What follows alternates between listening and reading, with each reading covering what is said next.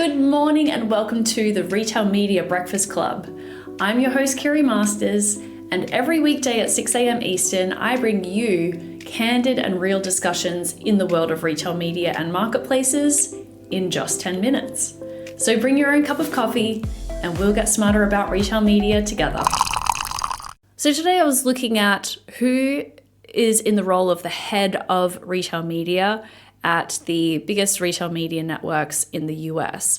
And I started to get really excited because I saw a lot of women on this list. And I started thinking, oh my gosh, is this like the secret path to the C-suite for women going forward, given that retail media is exploding and it's super profitable?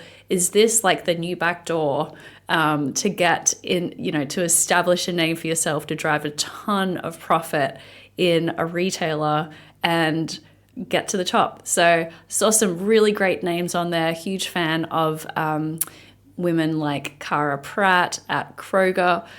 But sadly, as I got further and further into the list of retail media networks, the number started to go down and down. And I got to, out of a list of 24 retailers, 33% of heads of retail media being women, which is not too bad compared to, I think, the average of C-suite executives in publicly traded companies in the US. I think my research said 28%.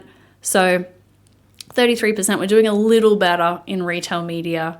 But it did prompt some further research, which is the topic of this show, into what are the career trajectories of these people who end up as the head of retail media at a major retail media network. And I think that is a really great position to aspire to for anyone listening to this podcast, because it appears that there are numerous ways into this job.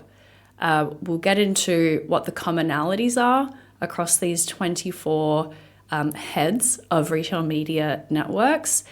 There's a variety of ways in, just as we're discovering in a typical retail media function. Talent can come from a number of different places. We're seeing, shopper marketing. We are seeing traditional digital advertising. We are seeing people come through a pure e-commerce track. I myself didn't grow up in retail media stores or shopper marketing. I just came in direct to retail media advertising right from the beginning in 2015. So lots of different paths here, and we'll see that there is a variety that you can observe. But there are definitely requirements for this type of position. As you can imagine, these retailers have a lot riding on their retail media network. It is getting very competitive, a lot of competition for those brand advertising dollars, a lot of pressure to comply with industry standards from the IAB, to have the right technology, to have self-serve technology, as a lot of brands are demanding now.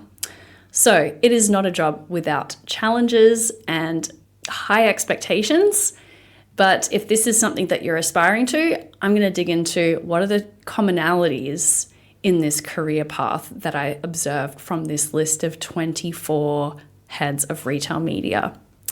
Let's jump into trend number one, which is cross-functional leadership being essential. So the point here is that over 60% of retail media networks hold titles like general manager or VP, which means that they're responsible for managing the business as a whole, from strategy, operations, and the P&L. So one example here is Harvey Ma, who is the general manager of Sam's Club Member Access Program, or MAP. And Ma leads MAP as a standalone business unit within Sam's Club. So this role is not just going to be about selling ads, it's going to be about building a business unit that is profitable in and of itself. So you're selling ads, it's likely to be profitable, but still, this is something that is going to require a lot of operational expertise, strategy, and previous P&L management. So the takeaway here is to look for roles where you're responsible for managing a P&L and demonstrate that you have that experience in your tool belt. Okay, so trend number 2 is marketing and advertising foundations. Now, this one's going to be pretty obvious, but around 50% of RMN leaders began their careers in marketing, advertising, or media. Now, this is often on the agency side or as brand managers. And so this is obviously essential to understanding your customer, your advertiser. And advertisers these days can be both endemic, they can be selling in your retailer.com or in the store, or they can be non-endemic. And we're seeing more of this. And I think it's going to become a bigger and bigger piece of retail media ad spend is the car manufacturers and the airlines and the insurance companies and the colleges that all want to get in front of a specific retail customer. So essential to understand how media is bought on the advertiser side. So one great example here, and I really loved looking into this person's career trajectory because she has truly done it all, and that is Brandy Pitts at Ulta Beauty. UB Beauty is the name of their RMN. And so Brandy began at BBDO, one of the world's top ad agencies, where she learned the fundamentals of client relationships and creative execution. And then she was on the brand side. She was the VP of marketing and e-commerce at Reynolds Consumer Products, where she built their e-commerce capability from scratch, including media, advertising, and P&L management. And today she leads UB Media, which really takes advantage of her varied experience, agency side and brand side. So trend number 3 is digital transformation. And what I found here was 35 to 40% of these retail media networks have built or led digital or e-commerce businesses before taking on their current roles. So Brandy was one of them. She ran e-commerce at Reynolds. And this expertise is essential because retail media networks rely on digital infrastructure and shopper data.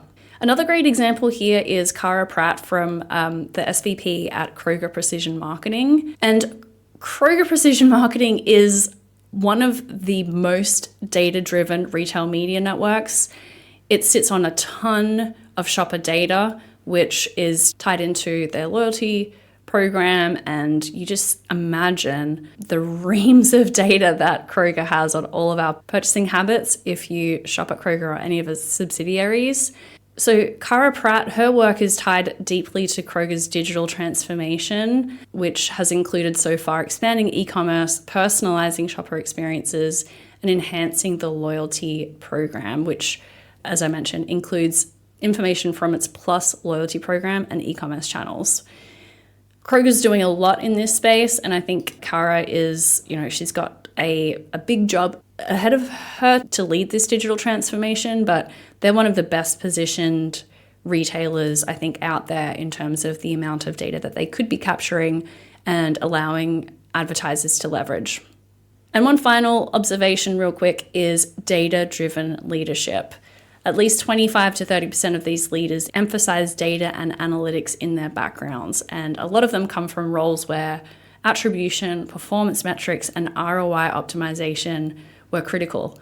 One great example here, this is so interesting to me, is the current SVP at Amazon Ads, Paul Kotis. And Paul, I couldn't find a whole lot of information about Paul Kotis. He seems quite the enigma, but one name stuck out at me from his resume, which was D.E. Shaw and Company.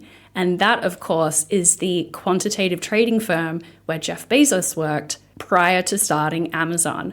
So you can imagine that this, someone who worked at a quant trading firm and is now leading Amazon Ads has a very, very analytical approach and a lot of data experience with everything that Amazon is doing with closed loop attribution, with AMC, and all of those fun things ahead that other retailers are going to be looking to replicate, at least in their own mini version, perhaps, or category specific version, I should say. So just to wrap up here, I think it's great to study the career paths of people ahead of you. If you're doing that corner office test and you think, yes, I do want to be the head of a retail media network, looking at what are the tools in your toolkit that you need to develop.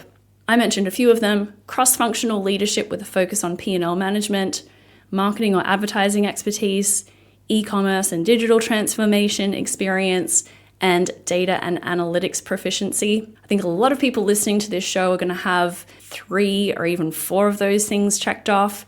So if you want to lead in this space, make sure you continue to focus on broadening your skill set and taking ownership of business outcomes whenever you can. Raise your hand, say yes, take on those stretch projects. And with these foundations, you'll be ready to help brands and retailers thrive in the next era of media.